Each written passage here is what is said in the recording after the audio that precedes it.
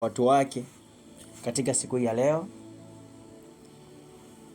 Nini maana ya urejesho? Maana kwamba urejesho ni kurejesha kile kitu ambacho kilichopotea. Kwa kile kilichopotea ili kipate kufanyaje? Kurejeshwa tena. Kwa hali hiyo au jambo hilo utamko kuwa ni urejesho. Kwa nataka tujifunze leo kuhusu urejesho wa Mungu kwa watu wake.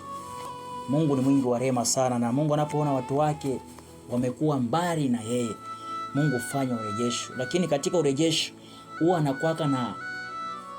anakuwa na sheria anayoweka ndani ya urejesho. Haleluya. Kuna jambo analokusudia ndani ya urejesho. Kwa wanaorejeshwa inabidi waishi katika ile lengo na ile kusudi, au katika lile agano ambalo linalosababisha wao wapate kurejeshwa. Haleluya. Kwa hiyo urejesho wa Mungu kwa watu wake. Mungu anatupenda sana.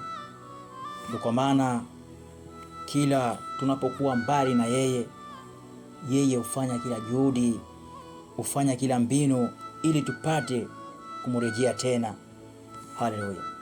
Kwa kila tunapomuasi, tunapomuuzi, lakini bado yeye anatumia nguvu kuturejesha tena. Mtu wa Mungu, unaweza kusoma na mimi katika kitabu cha Malaki sura ya 3 mstari wa 7. Tusoma pale tusikilize nasemaje. Neno Bwana linasema, tokea siku za baba zenu mmegeuka upande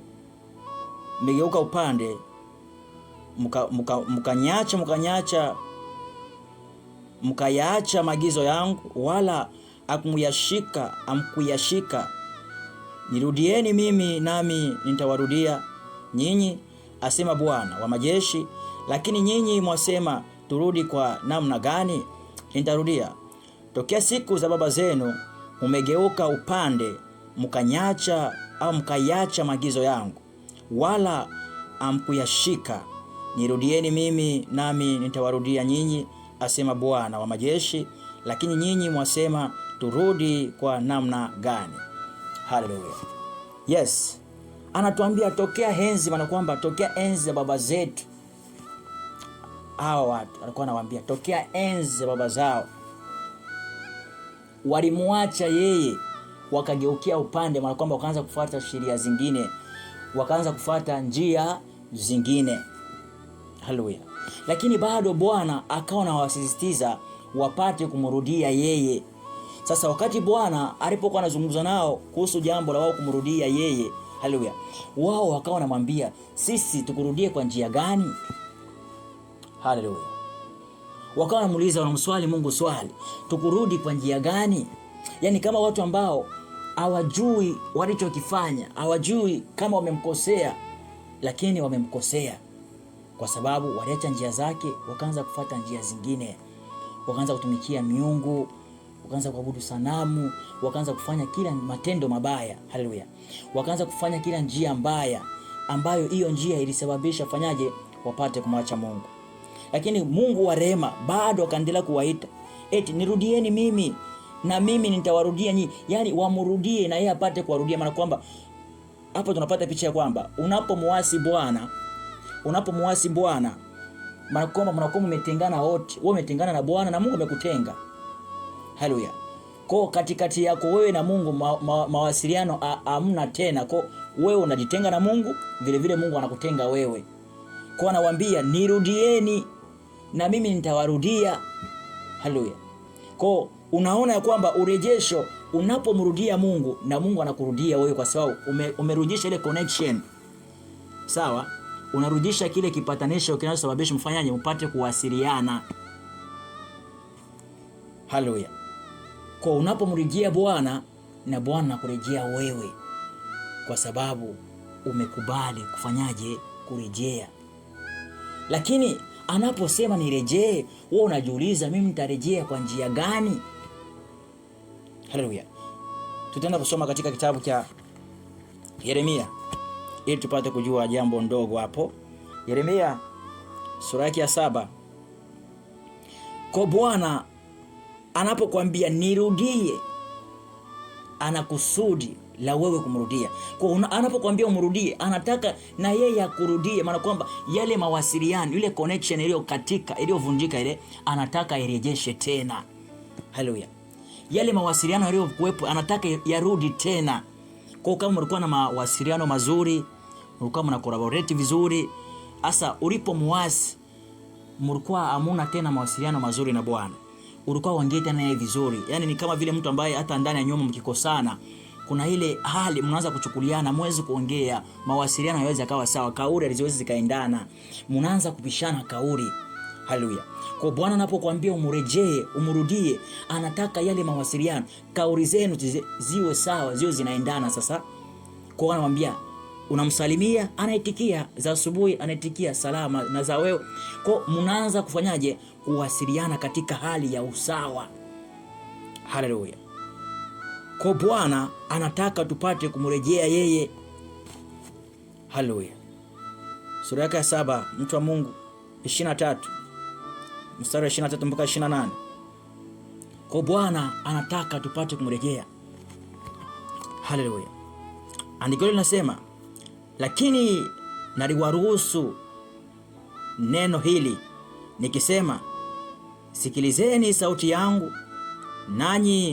nami nitakuwa Mungu wenu, nanyi mtakuwa watu wangu. Mkaende katika njia hile yote niwaamuruyo, mpate kufanikiwa. Kwa anawaambia watu hawa ya kwamba yeye aliliamuru neno lake, akisema wasikilize sauti yake. Sawa, wasikilize sauti yake na yeye atakuwa Mungu wao. Sawa. Kwa hiyo eti wakaende katika ile sheria atakayowaamuru, waenende katika hiyo sheria ambayo yeye amekusudia wao kutembea katika hiyo. Umeona? Eti lakini naliwaamuru neno hili nikisema, sikilizeni sauti yangu, nami nitakuwa Mungu wenu, nanyi mtakuwa watu wangu. Mkaende katika njia ile yote nitakayowaamuru mpate kufanikiwa. Kwa mkaende katika ile njia ambayo nitakayowaamuru ili mkapate kufanikiwa. Haleluya. Kumbe lipo neno ambalo Bwana aliliagiza ndani ya watu hao. Sawa, akaliamuru ndani yao, alafu akawasi wapate kumsikiliza yeye. Sawa, ndipo yeye atakuwa Mungu wao. Umeona? Alafu na wao watakuwa watu wake. Kwa wakaenende katika ile kusudi aliyokusudia wafanyaje? Waenende humo, ndipo wakafanikiwe. Haleluya. Kumbuka kule wanamuuliza ya kwamba sawa, sisi sawa, tukurejee wewe kwa njia gani? Hapa ni kama vile nawajibu sasa, niliwapa agizo ili mulifuate, maana kwamba wakulifuata. Haleluya. Sawa, hawakulifuata. Ngoja tuendelee. Lakini hawakusikiliza wala kutega sikio lao, mbali walikwenda kwa mashauri yao wenyewe na kwa ushupavu wa mioyo yao mibaya, wakaenda nyuma badala wala si mbele. Umeona? Kwa hao watu hawakusikiliza agizo la Mungu. Umeona? Wala wakutega sikio kusikiliza lile Bwana ambalo alilowaagiza wapate kulifanya. Umeona? Lakini mbali walikwenda kwa shauri lao wenyewe, kwa ushupavu wa mioyo yao mibaya, wakaenda nyuma badala sawa wala si mbele. Kwa badala wende mbele, wakaenda nyuma. Kwa Mungu ataki turudi nyuma, anataka tuende mbele. Haleluya. Watu wa Mungu, Mungu ataki moyo ushupavu, ulio ushupavu katika mabaya. Kama utakuwa na moyo ushupavu, basi hakikisha unakuwa shupavu katika kutenda yaliyo mema, au katika kutimiza maagizo ya nani? Ya Bwana. Haleluya. Mtu mmoja sema amina. Kama unajisikiliza sema amina. Fungua microphone kidogo. Haleluya. Yes. Kwa Bwana anataka tuwe shupavu katika kutimiza neno lake. Haleluya. Tokea siku ile baba zenu walipotoka katika nchi ya Misri, hata leo nimewatuma watumishi wangu wote manabii kwenu nyinyi, nikaamka mapema kila siku na kuwatuma. Eti tokea zile siku za baba zao walipotoka nchi ya Misri, sawa, yeye anawatuma watumishi wake, anawatuma manabii, umeona, kwa watu hao, kwa kabila hilo, kwa kanisa hili. Kwa kweli jibu kwako wewe, sawa. Eti anamuka kila siku asubuhi mapema na kuwatuma. Anawatuma nini? Anawatuma ili wapate kukuonya, wapate kusema na wewe, wapate kusema na kanisa. Haleluya. Wapate kusema na maisha yako, wapate kusema na njia zako. Kwa Mungu kila siku anaamka asubuhi, watumishi wametapakaa duniani kote mitani. Wengine mpaka wanawatukana. Hao wote ni Mungu anawatuma. Mungu anaamka asubuhi mapema na waamusha, amkeni wainjilisti, wanaanza kusambaa, wanaenda makanisani, wanaenda mitani kuhubiri neno. Huyo ni Bwana anayewatuma hao. Haleluya. Kwa watu ambao waliohasi neno lake. Sasa hapa Bwana anataka kuwarejesha. Haleluya. Anataka wamrejee yeye. Anataka waende mbele wala sio nyuma. Haleluya. Lakini hawakusikiliza wala kutega sikio lao, bali walifanya shingo yao kuwa ngumu. Walitenda mabaya kuliko baba zao. Umeona? Lakini hawakumsikiliza Bwana. Walishupaza shingo zao kuwa ngumu, walitenda mabaya, yani kuliko hata baba zao. Kumbe una nafasi wewe kutenda dhambi kuliko hata baba yako aliyokuzaa, kuliko bibi yako, babu yako ambaye amefariki miaka nenda rudi. Wewe umemzidi kwa kutenda dhambi. Wewe ni shupavu katika kutenda mabaya. Haleluya. Wewe ni shupavu, ukizingatia jambo mbaya unajiconcentrate na akili na nguvu zako zote na juhudi zako zote. Ndio kwa maana mtu anapokuwa katika zinaa, anafanya zinaa kwanza asubuhi mpaka jioni, anazingatia, amuridhishe mpenzi wake katika zinaa. Haleluya. Mwizi naye anazingatia katika wizi wake, aridhishe watu wake katika wizi wake. Haleluya. Hiyo yote ni kushupaza mioyo, umeona, katika mabaya, badala ya kuweka ujasiri na kushupaza mioyo katika kutenda mema. Bwana anakuambia anataka umrejee. Ukisha rejea na yeye anakurejea wewe. Kwa ni ishara ya urejesho. Urejesho hautoke upande mmoja tu, nono. Urejesho unahusiana na pande zote mbili. Anayerejeshwa anakubali kurejeshwa, kurejeshika, alafu wanakuwa kitu kimoja. Haleluya. Haleluya. Katika 28 anatuambia, eti nawe utawaambia taifa hili, ndilo alisema, ndilo taifa hilo ndilo lisilosikiliza sauti ya Bwana Mungu wao, wala kupokea mafundisho. Uaminifu umepotea, umekatiliwa mbali na vinywa vyao. Haleluya. Nao utawaambia taifa hili ndilo lisilosikiliza sauti ya Bwana Mungu wao, wala kupokea mafundisho. Uaminifu umepotea, yani uaminifu umepotea, umekatiliwa mbali na vinywa vyao. Yani ni agizo, yani akaliambia ili taifa, sawa, ya kwamba ili taifa lisikilize sauti la Bwana. Umeona? Yani uaminifu wa Mungu haumo tena vinywani mwao. Yani kwamba ni watu ambao wamekengeuka sheria ya Mungu, wamekengeuka haki ya Mungu, ni watu ambao wanajiongoza kwa akili zao wenyewe. Watu wa Mungu, Mungu anatusi, anataka turejee.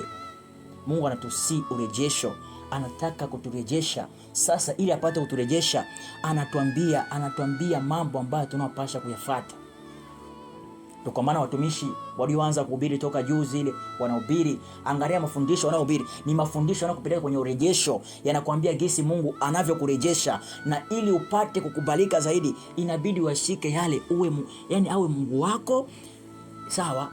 Yes, na wewe uwe mtu wake au uwe mwanae. Haleluya. Bwana tuwe sana. Na wewe uwe mwanae.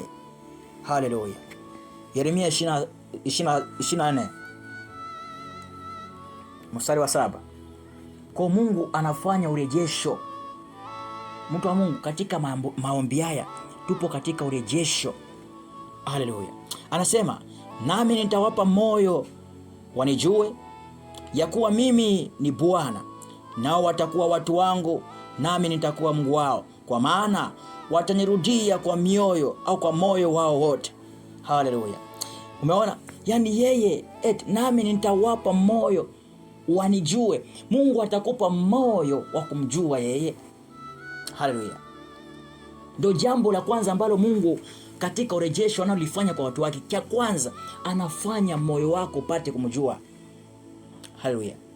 Moyo wake upate kumjua, maana kwamba upate kumsadiki. Ndio kwa maana katika wakati watu wa Ninawi wanatangazia kwamba mji huu utateketezwa, andiko linaniambia kwamba watu wa Ninawi wakamsadiki Bwana, wakamsadiki Mungu. Nini maana kumsadiki? Maana kwamba wakamjua, wakamkubali kwa Kiswahili kingine.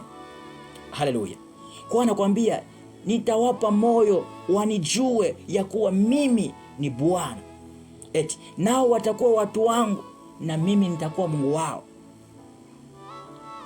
Kumbe jambo la msingi hapo ni mahusiano, communication yetu na Mungu iko vipi?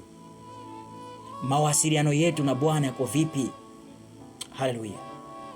Yako vipi? Ni kama vile kwenye ndoa, waliohoa ambao walipo kwenye ndoa, mahusiano ya ndoa kama hayako sawa, yani kama waelewani, hiyo ndoa itakuwepo ndoa kweli? Yani ndoa ni kama ndoa hamna.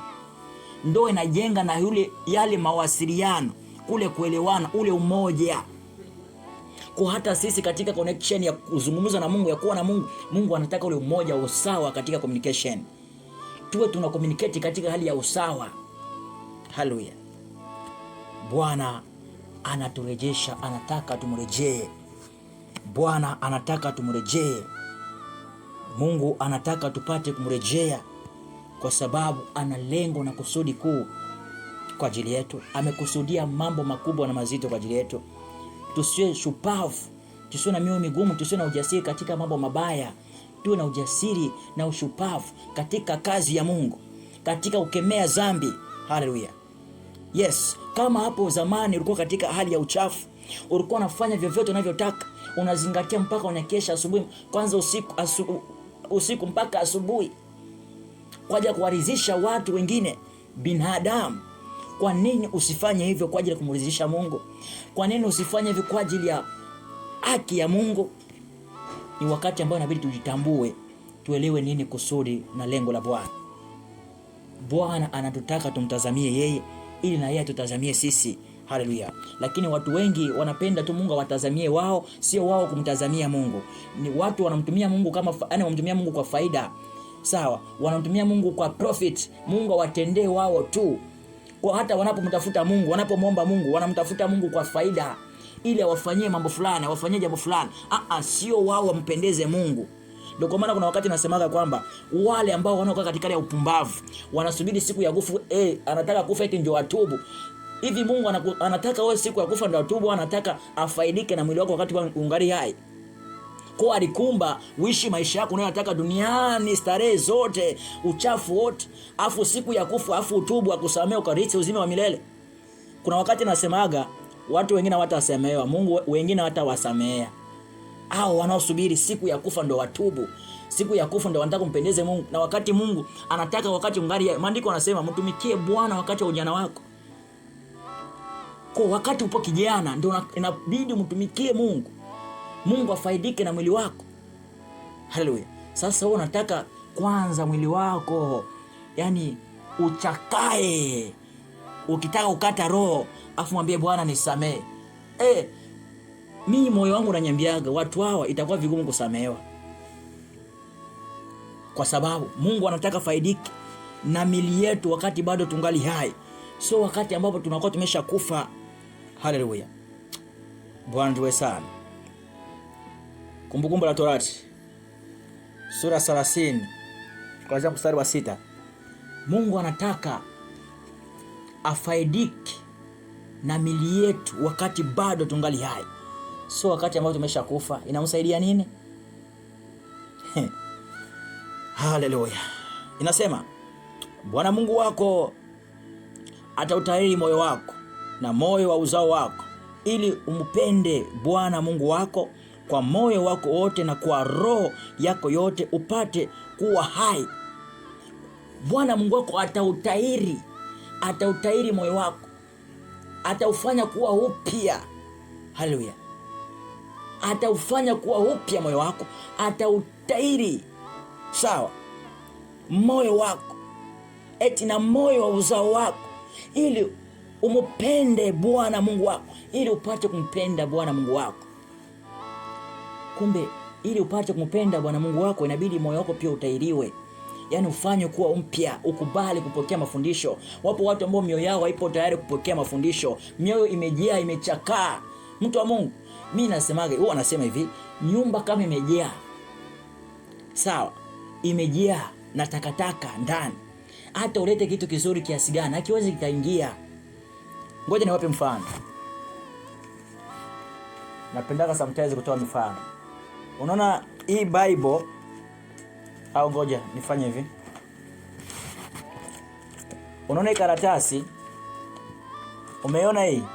Hii haijaandikwa. Sasa hii karatasi haijaandikwa. Alafu hii hapa imeandikwa. Sasa hebu niambie,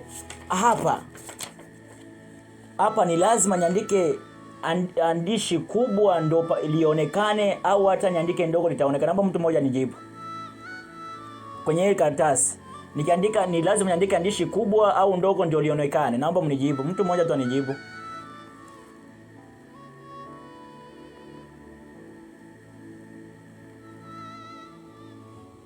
Yote inadepend na rangi, lakini kubwa itaonekana sana, lakini hata ikiwa ndogo karatasi nyeupe tunaandika maandishi madogo na tutayako. Amen.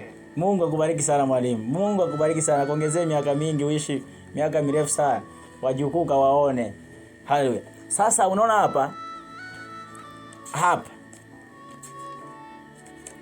Sasa hapa unaona kule tumepewa majibu ya kwamba hata ukiandika ndogo au kubwa itaonekana. Lakini hapa ni lazima uandike andiko gani ili ionekane? Kwa hapa unaweza kuandika kubwa au ndogo, sometimes inaweza sionekane, kama vile utaongeza uchafu. Haleluya. Sasa Mungu anachokitaka ndani yetu, msiwe na kile kitu ambacho kinachozuia neno lake kukaa. Wapo watu ambao neno la Mungu alikae, likiingia linatoka, moyo umejaa. Haleluya. Sasa moyo ukiwa umejaa, neno la Mungu lawezaje kukaa ndani yako? Haleluya. Neno la Mungu haliwezi kukaa. Huwa anasema hata katika mahusiano, ukimoa mwanamke ambaye, au ukiolewa na mwanaume ambaye, au mara nyingi kwa upande wa wanawake, ukimoa mwanamke ambaye yeye karatasi yake imeshajaa, uwezi kumshauri jambo akakusikiliza. Hawezi kukutii mwanamke huyo, kwa sababu yeye nafasi ya kuweka ushauri wako umeshajaa. Utamshauri nini? Ushauri wako utakaa sehemu gani? Kwa maana ukuta ndoa nyingi zinavunjika, mahusiano hamna, kwa sababu wanawake mioyo yao wameshajaza mambo yao tayari. Lakini unapopata mwanaume, inabidi mambo yako kichwani uyaondoe. Ratiba zako ulizokuwepo nazo, mipango yako ondoa. Anza kuweka sasa vya mume wako anavyokuletea ndani yako, vianza kukaa ndani ya moyo wako. Sasa unajikuta huyo mwanamke bado anangangania na vya yule mume wake alivyokuwa hapo mwanzo, alafu na wanaume wake wa zamani na vya huyo mume wake mwingine. Kwa ndoa, mahusiano hapo ni changamoto. Ndivyo ilivyo katika hali ya kimungu. Mungu anataka ndani yetu msiwemo na uchafu wote unaozuia neno lake kukaa. Haleluya. Sawa. Ataki. Mungu atuwe sana. Mungu ataki liwepo neno ambalo litakayofanya litakalo tuzuia sisi kutokupokea neno lake. Kwa hiyo anakuambia atatairi moyo wako. Nini maana kutairi? Kuondoa ile takataka, ule uchafu, yale mambo yote ambayo yalikuwemo ndani ya moyo wako. Bwana atayaondoa. Haleluya. Atayaondoa, na kisha ondoa ili mambo mapya yakae ndani ya moyo wako, ambao ndipo anze kumtumikia yeye. Haleluya. Tutasoma Ezekiel liko cerebrante kama hanto. Bwana tuweze sana. Mtu wa Mungu, Mungu anakusudi sana na wewe, na Mungu anakupenda, anakujua. Lakini anapokuambia nirejee mimi, wewe unamuuliza Bwana, nikurejee kwa njia gani? Hizo ndizo njia zake sasa anazokuambia sasa, ili upate kumrejea. Haleluya. Hiyo ndio njia yake anayokupa sasa, upate kuzungumza naye, upate kusema naye, kwa kuwa Mungu amekusudia mambo mazuri katika maisha yako. Amekusudia mambo mazuri kwa ajili yako. Haleluya. Bwana tuwe sana. Ezekiel 11:19. Bwana tuwe sana. Riko celebrante kama hanto iko shedebra. Haleluya. Anasema nami nitawapa moyo moja, nami nitatia roho mpya ndani yao, nami nitaondoa moyo wa kijiwe katika mili yao, nami nitawapa moyo wa nyama. Haleluya. Umeona nini maana ndio kwambia? Yaani atatairi, ndio maana ya kutairi moyo wako. Ndio maana ya kutairi moyo wako, ndio maana kuondoa zile fikira zako, mawazo yako, njia zako zote ambazo unajua tunapokuja kwa Mungu tunakuja kila mtu na mawazo yake, ana mambo yake.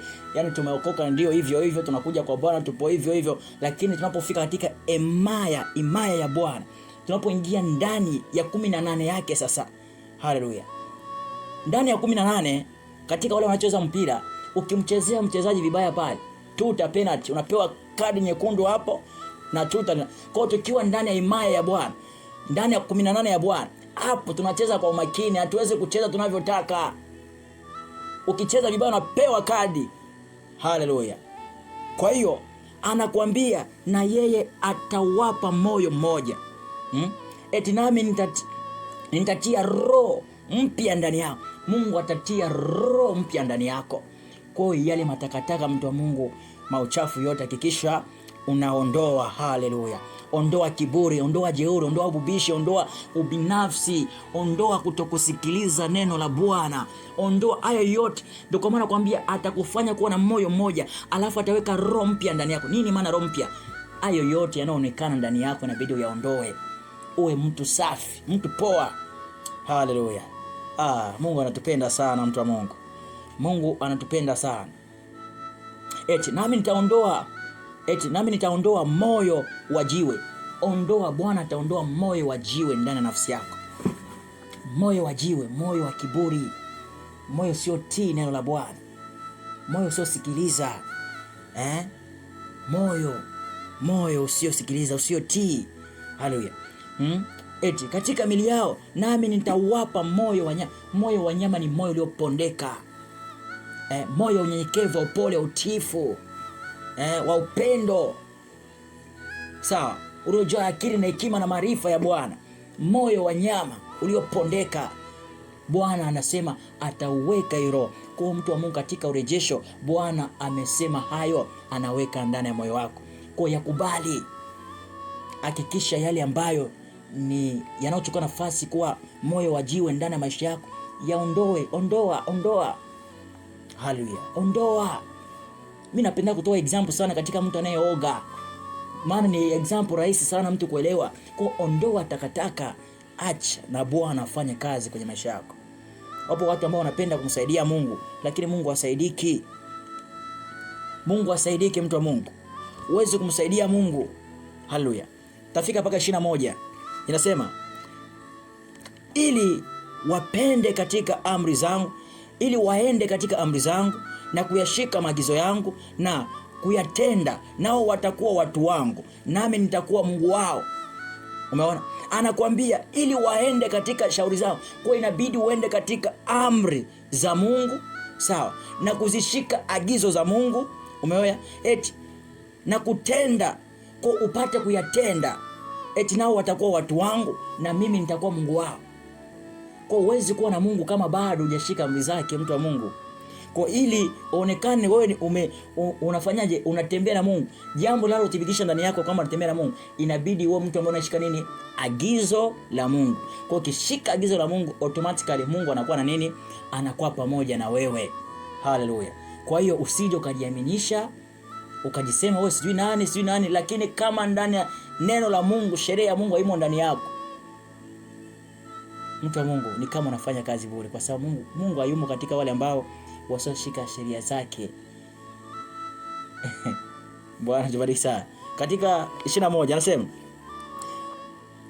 bali wao ambao mioyo yao huenda kwa kufuata moyo wao au kufuata moyo wa vitu vyao vichukizavyo na machukizo yao, nitaileta njia yao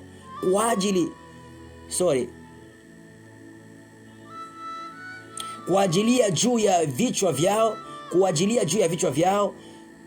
vichwa vyao, asema Bwana Mungu. Ndarudia, mbali wao ambao mioyo yao huenda kwa kufata moyo wa vitu vyao vichukizavyo, na machukizo yao nitaileta njia yao iwajilie juu ya vichwa vyao, asema Bwana Mungu. Haleluya. Kwa anakuambia kwamba mbali wale ambao wao ni watu ambao mioyo yao huenda katika vitu. Kwa hao mioyo yao hao watu inaenda katika vitu, sio katika kusudi la Bwana. Wao wanaamini katika magari, katika majumba, katika nini. Hawaamini katika sheria ya Mungu, mtii Mungu. Yeye anataka tu baraka baraka baraka baraka baraka baraka baraka. Mwenyewe seremoni ya wapi? Kwa yeye anataka tu vitu, sio kushika sheria ya Mungu. Anasema yeye ataileta hiyo sheria, ataleta hayo mambo yao, atayaweka juu ya vichwa vyao. Haleluya. Njia zao zitakuwa juu ya vichwa vyao. Sasa unafikiri njia zao zitakapokuwa juu ya vichwa vyao, ni nini kinachoenda kutokea? Mtu wa Mungu, jiulize swali, ni nini kinachoenda kutokea? Sio kwema. Haleluya. Bwana tuweze sana. Mungu anatutaka tupate kumrejea. Mungu anataka tumrejee, kwa sababu tusipomtii sisi tunafanya kazi bure. Tusipomsikiliza Bwana tunafanya kazi bure. Haleluya. Hiyo Ezekiel 14:11. Bwana tuwe sana. Kwa hiyo Bwana anataka tutembee sawa sawa na yeye anavyotaka, sawa sawa na kusudi lake. Anasema ili nyumba ya Israeli wasipotee mbali nami, wala wasijitie unajisi tena kwa makosa yao yote, mbali wawe watu wangu nami niwe Mungu wao, asema Bwana Mungu. Haleluya. Ili nyumba ya Israeli wasijitie, haleluya, ili wasipotee mbali nami, ili wasipotee mbali nami, wala wasijitie unajisi. Kwa msipotee mbali naye, na wala msijitie unajisi. Haleluya. Msijitie unajisi tena kwa makosa yao yote. Yani usijitie unajisi kwa makosa yenu yote. Kwa maana kwamba upande mwingine kwamba usimkosee tena Mungu, usimuuzi, usitende tena dhambi. Haleluya. Usifanye tena makosa ambayo yanakutia unajisi, yanakukosesha kuwa na Mungu. Usifanye tena. Huo ni urejesho wa Bwana kwako. Hakuna urejesho mwingine tofauti na huo. Bwana anataka mrejee. Kama tulikuwa tumemkosea, hakikisha unashika neno lake. Haleluya. Riko cerebrante kama hanto. Huo ni urejesho Bwana ambao anaurejesha. Anasema mtakapofanya hivyo, sawa, na nyinyi mtakuwa watu wake, na yeye atakuwa Mungu wenu. Haleluya. Na yeye atakuwa Mungu wenu, watu wa Mungu. Tumtii Bwana. Tulisikilize neno la Mungu. Mungu ana kusudi njema na sisi. Ana maisha mema na sisi. Kwa watu wa Mungu tuzingatie hilo katika safari ya wokovu tulionayo. Hayo ni machache tumeyazungumza.